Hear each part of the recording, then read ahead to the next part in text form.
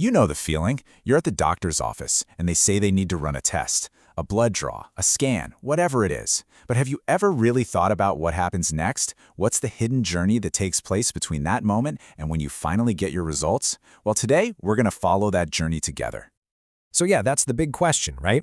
Your doctor orders a blood test. What exactly goes on between the needle leaving your arm and the results popping up in your chart? We're going to uncover this surprisingly complex system that's all designed for accuracy, and we're going to show you the crucial role that you play in the whole process. And that's exactly where we're going to start, with you. See, getting a medical test isn't something that just happens to you. It's really a partnership between you and your healthcare team.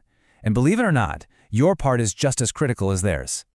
Think of this partnership as a two-way street. On one side, you've got fundamental rights. You absolutely have the right to get your results, to have them explained to you, to be comfortable, and of course, to have your privacy respected. But on the other side of the street, you've got responsibilities. And these are the things that only you can do to make sure the test is both safe and accurate. Okay, let's zoom in on 3 of those responsibilities that are just non-negotiable. First, allergies. You got to speak up about them, especially things like latex or contrast dye, because that protects you from a potentially dangerous reaction. Second, be totally honest about all drug and alcohol use. And yeah, that includes vitamins, supplements, and herbal stuff, because they can seriously mess with the results. And finally, any chronic conditions you have. This gives your provider the right context to understand what your results really mean. Your honesty here is a key ingredient for getting it right. All right, so you've done your part. You've followed all the prep instructions, you've been open and honest with your team. So what happens now? Let's pull back the curtain and take a look at the hidden journey your sample takes after it leaves your side. You know, this part of the process actually has a name. It's called the intro test phase. But that's a fancy term for something that's about way more than just collecting a sample. It covers the whole shebang, the procedure itself, making sure you're physically and emotionally comfortable, and keeping a close eye on you the entire time. So to make this real, let's just follow a simple blood sample. This little journey shows just how much precision is needed. It starts with the right collection, the right tube, the right technique. Then it's got to be transported securely to the lab. After that, it's carefully processed to get it ready. And finally, it's analyzed on equipment that is meticulously calibrated. A mistake at any one of these points can throw the whole thing off. But you might be wondering, why all the fuss? Why so many strict rules and protocols? Well, that leads us to a really important question. What can actually go wrong on that journey from your arm to the lab? As it turns out, a whole lot can go wrong. Not getting enough of a sample, a tiny delay getting it to the lab, even just grabbing the wrong container. Any of these can make the test totally useless. And you know what that means for you? You've got to do it all over again. That is why every single step, from how the tube is labeled to the exact order of the draw, is so incredibly controlled. And speaking of control, let's talk about those collection tubes. You know, with the different colored tops. Those colors aren't just for decoration. Nope. Each color means there's a specific chemical, an additive, inside that tube, and it's designed for a very specific test. Take the lavender top. It has an additive that stops the blood from clotting. Why? Well, for a complete blood count, the lab needs to count every single cell. If that blood clots, all the cells get trapped in a big clump, and counting them accurately becomes impossible. It's like a highly specialized mailing system, making sure your sample gets to the lab in perfect condition for analysis. Now, this whole intricate system isn't just about getting the right answer. It's also about keeping you safe. So let's look at some of the bigger protocols that are in place to protect you every step of the way.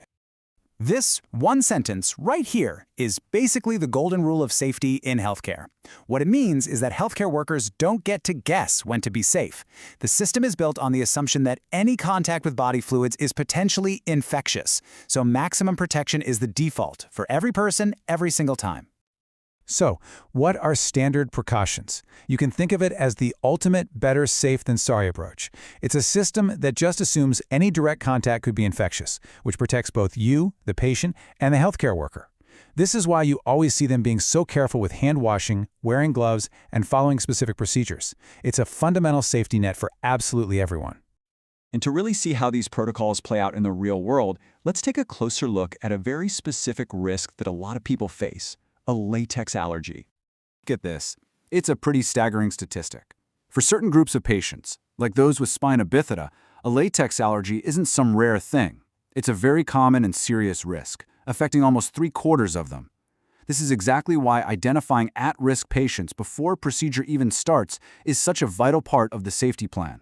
And we're not just talking about the doctor's gloves here. Latex is hiding in all sorts of places, in medical supplies like catheters and blood pressure cuffs, but also in everyday household items like balloons, rubber bands, even the backing on your carpet. This is why it is so important to disclose a potential allergy. It lets the team create a totally latex-safe zone just for you. Now, safety isn't just about preventing things like infections or allergic reactions. It's also about managing your well-being, your comfort, during what can be a pretty stressful time. So let's talk about pain, anxiety, and one of the most common tools used to manage them. You've probably heard the term conscious sedation before. Well, the more official medical term is moderate sedation. And the key thing to get from this definition is that it is not general anesthesia. You're in a deeply relaxed, sleepy state, but you can still respond if someone talks to you, you're breathing on your own, and all your vital functions are chugging along just fine. And this really shows you the two sides of the coin with moderate sedation. From your point of view, the whole goal is comfort. You feel sleepy, relaxed, your anxiety is way down, and you often won't even remember the procedure. But from the medical team's side, the goal is constant, vigilant safety. While you're resting comfortably, they are laser-focused on making sure your airway is clear, your breathing is steady, and your vitals are completely stable. And that focus on safety does not stop when the procedure is over. The effects of sedation can stick around for a while. That's why these 3 rules for the next 24 hours are absolutely non-negotiable. No driving, no alcohol or signing legal documents, and no smoking. Following these instructions is your part of the deal to keep yourself safe after you've left the hospital or clinic. Okay, the test is done, the sample has made its journey and been analyzed, you've recovered safely, so now we get to the final and probably most important part of this whole thing, understanding what it all means.